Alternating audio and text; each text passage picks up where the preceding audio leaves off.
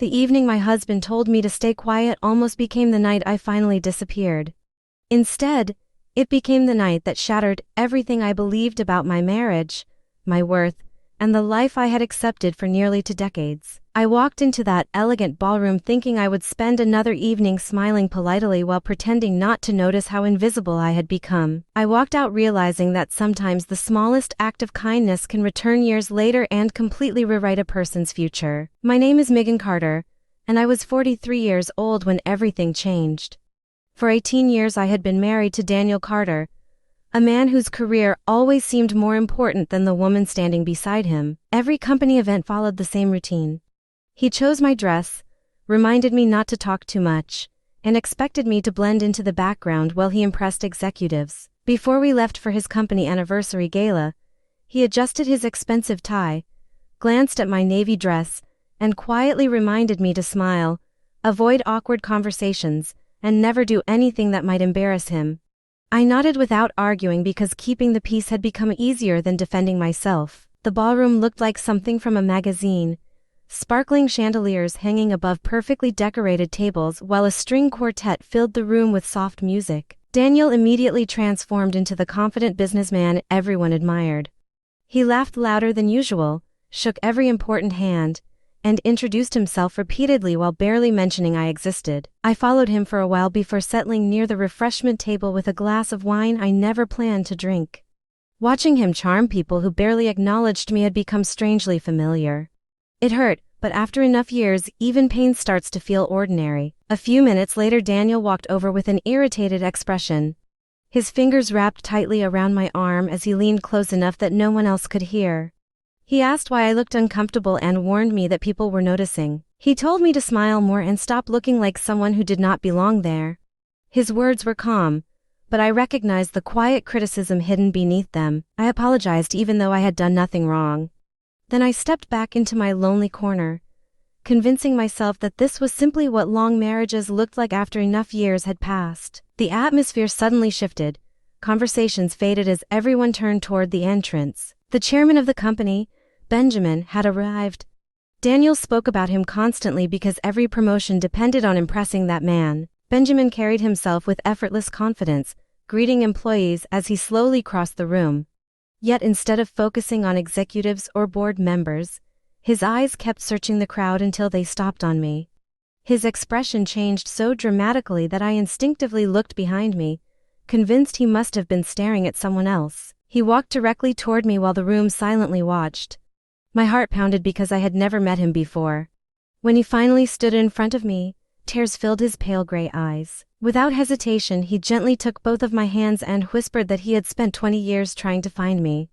Every conversation in the ballroom stopped. Hundreds of people stared while I struggled to understand why one of the most powerful men in the company was crying in front of a woman nobody seemed to notice 5 minutes earlier. I apologized and told him he must have mistaken me for someone else. Instead of stepping away, he smiled through his tears and slowly shook his head. He explained that 20 years earlier he had crashed his car during a violent rainstorm on a lonely highway outside Charlotte. His vehicle slid into a ditch after hitting black ice, trapping him inside with severe injuries. He believed he would die before anyone found him because the storm was so intense that almost no cars remained on the road. Then a young waitress driving home after a double shift noticed his headlights buried below the roadside. As Benjamin described the accident, forgotten memories slowly returned.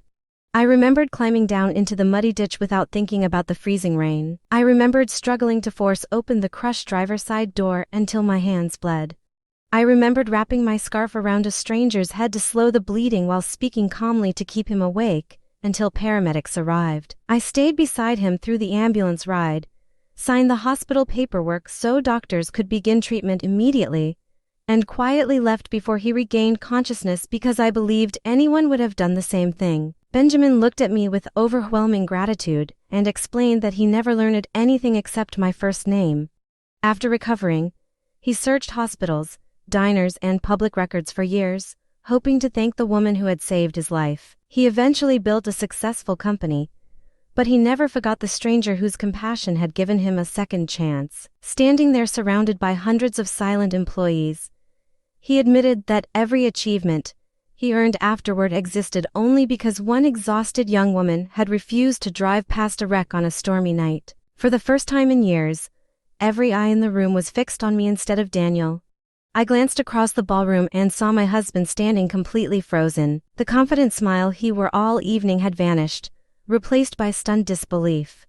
He looked like a man realizing he had spent 18 years living beside someone he had never truly bothered to know. At that moment, I still had no idea that the hardest conversation of my life would begin the second we walked out of that ballroom together. The applause that followed felt endless, but the moment Benjamin invited me to sit beside him at the head table, I knew the evening had changed forever. Daniel instinctively stepped forward as if the invitation included him, yet Benjamin politely made it clear that I alone was his honored guest. As I walked across the ballroom beside the company chairman, I felt hundreds of eyes following me.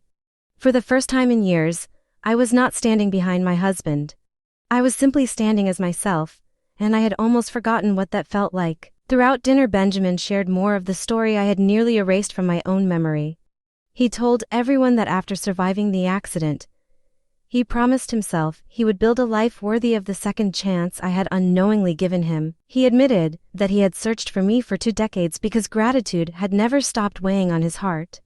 Hearing those words made me realize something painful. A complete stranger had valued one act of kindness more than my own husband had valued everything I had done for our family over 18 years. When the gala finally ended, Daniel remained silent until we reached the parking garage. The elevator doors closed, and his frustration exploded. Instead of asking how I felt or telling me he was proud of me, he accused me of humiliating him in front of the entire company. He complained that everyone would think he did not even know his own wife. I calmly explained that I had never hidden anything. The accident had happened years before we met, and I had never considered it important enough to mention because helping someone in need had simply felt like the right thing to do. His anger only grew worse. He insisted I should have told him because knowing the chairman personally could have helped his career. Listening to him, I realized he still viewed the entire situation through the lens of his own ambition. He was not amazed that I had saved a life. He was upset because he believed I had wasted an opportunity that could have benefited him. For the first time in our marriage, I looked directly into his eyes and admitted that I was tired of spending my life making myself smaller so he could feel bigger. The following Monday brought another surprise. Benjamin quietly reviewed several decisions Daniel had made over the years after becoming curious about the man married to the woman who had changed his life. That review uncovered dishonest expense reports and projects Daniel had claimed as his own even though junior employees had completed the work. The investigation had nothing to do with revenge, it simply revealed the truth. Watching Daniel blame everyone except himself reminded me that character eventually reveals itself, no matter how carefully someone hides behind success. A few weeks later, Benjamin invited me to meet him for coffee. Without the expensive suits and crowded ballroom, he seemed less like a powerful executive and more like a grateful man finally receiving the chance to thank someone who had unknowingly changed his future. He apologized for turning my life upside down, but I smiled and told him the truth. He had not destroyed my life. He had simply exposed a marriage that had already been quietly falling apart for years. Sometimes the truth hurts because it shines light on wounds we have ignored for far too long. That conversation forced me to ask difficult questions about myself. I remembered dreams I had abandoned, classes I never finished, and hobbies I had quietly given up because someone else convinced me they were unimportant. I realized the fearless young woman who climbed into a flooded ditch to rescue a stranger had never disappeared. She had only been buried beneath years of criticism and self-doubt. Remembering her gave me the courage to believe I deserved more than a life built around someone else's approval. Not long afterward, Daniel came home carrying flowers and another apology. This time I noticed something I had ignored for years. He apologized only after learning his position at work was in danger. His words sounded careful, but they lacked genuine regret. He wanted our marriage to appear perfect because it protected his reputation, not because he truly valued me. In that moment, I quietly removed my wedding ring and placed it on the kitchen table. I told him that I had spent too many years disappearing to make him comfortable, and I was finally choosing myself. The divorce was peaceful but final. I moved into a modest apartment where every decision belonged to me for the first time in nearly 2 decades.